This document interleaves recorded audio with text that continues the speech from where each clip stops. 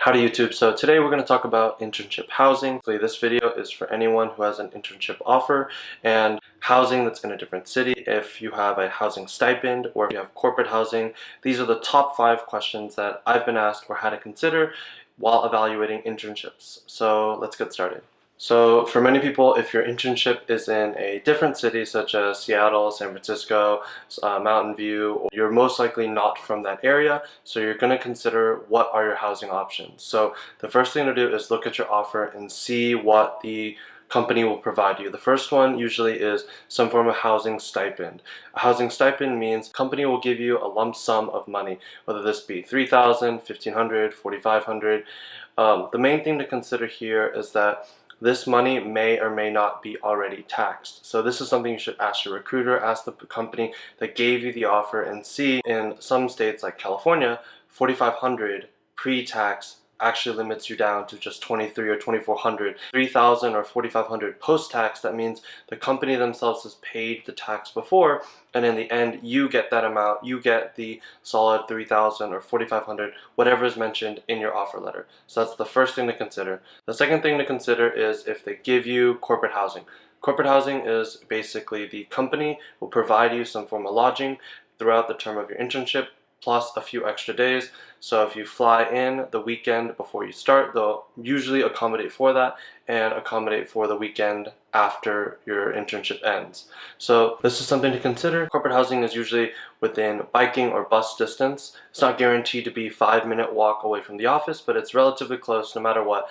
And it's basically already vetted by the company. You don't have to worry about it. And usually companies will provide interns with this option, considering a lot of them aren't from that area. So that's something just to consider when you're looking for your housing. And these two are basically your housing options when a company has offered you an internship.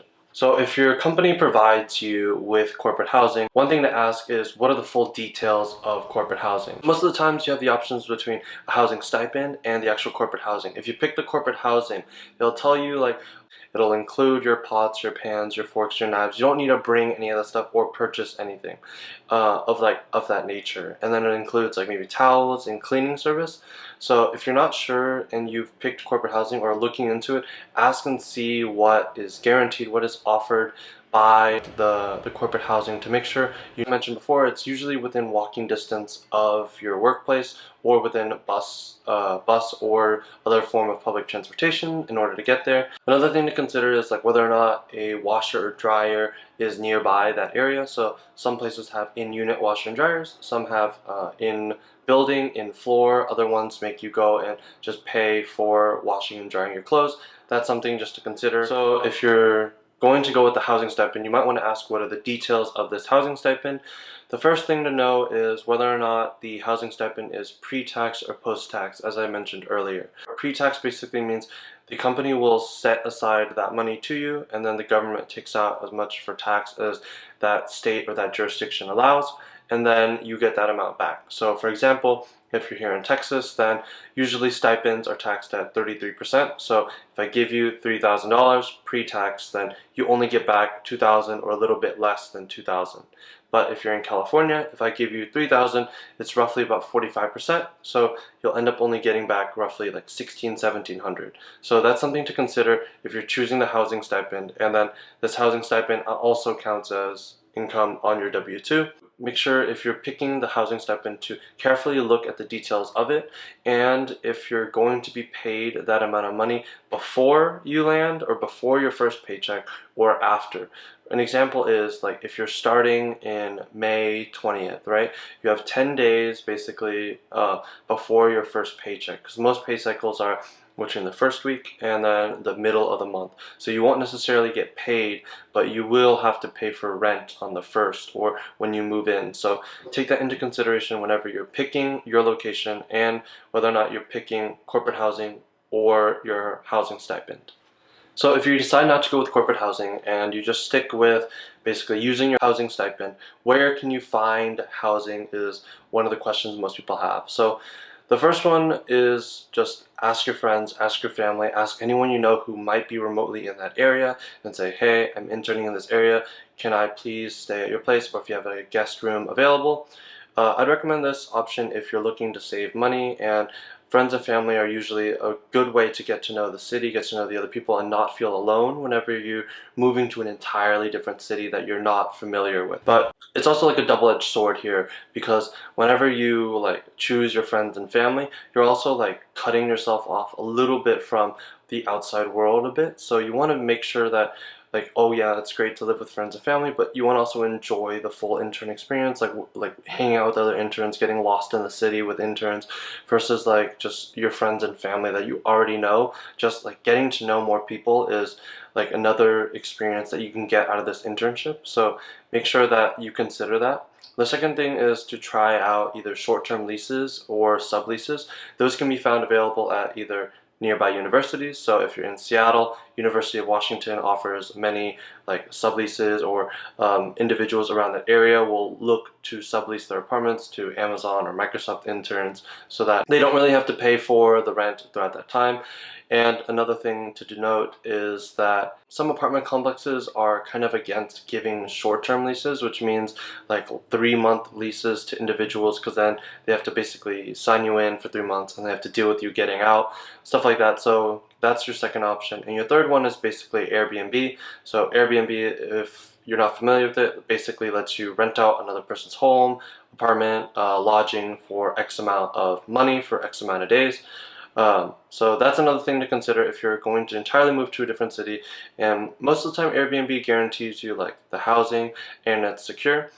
But if you're going with a housing stipend and you want for sure like most amount of security, I would say secure roughly 3 locations that you're down for sure once you land, that you would either get one of those 3 and prioritize them. Say, okay, this is the first one that's closest or meets my budget, or I'd be perfectly fine with living with. Go with that one first, and then just have backups in case something doesn't line up, something doesn't look right.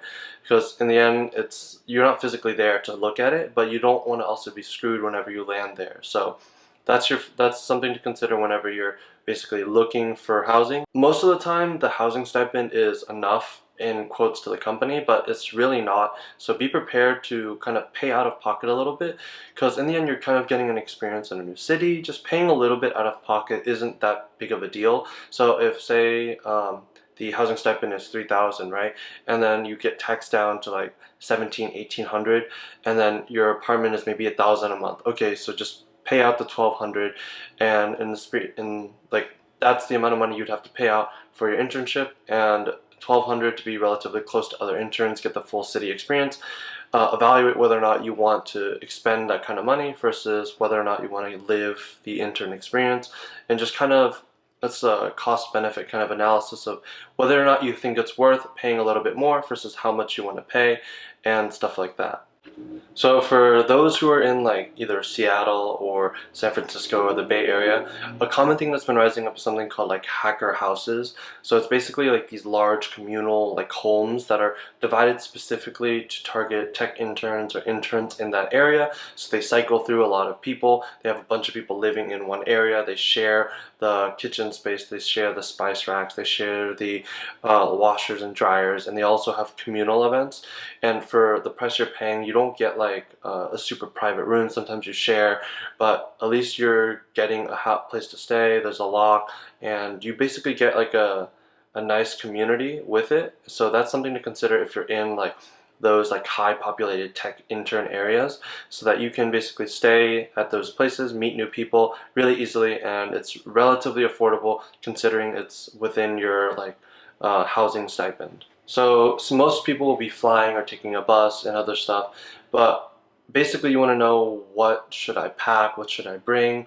So my recommendation first is like, don't bring anything that you can buy at a convenience store. So don't bring toothpaste, don't bring soap, don't bring like shampoo, stuff like that. You can always go and buy those. Convenience stores are definitely going to be around in that area. Don't overpack on clothes, because there's a high chance you might go shopping in that area, or you might get free swag from your company. So basically kind of fill up your luggage with maybe like 4 or 5 sets of clothes that you normally wear that match the weather of that area. So if you're in like Arizona where it's really really hot, or if you're going to be in San Francisco where it's like kind of windy, kind of sunny, like packed for that kind of occasion, but also leave a little room for like something that you might actually bring back, which you might get like from company swag apparel or you just go shopping for.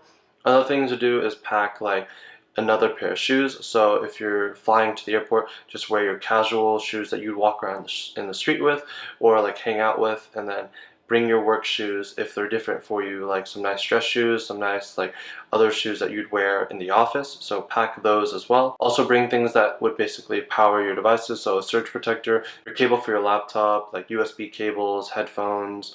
I would recommend also bringing some form of like entertainment. So some people can bring like a deck of cards, a poker set, a Nintendo Switch, or like some form of entertainment that you can play on the weekends or basically hang out with other people and play with.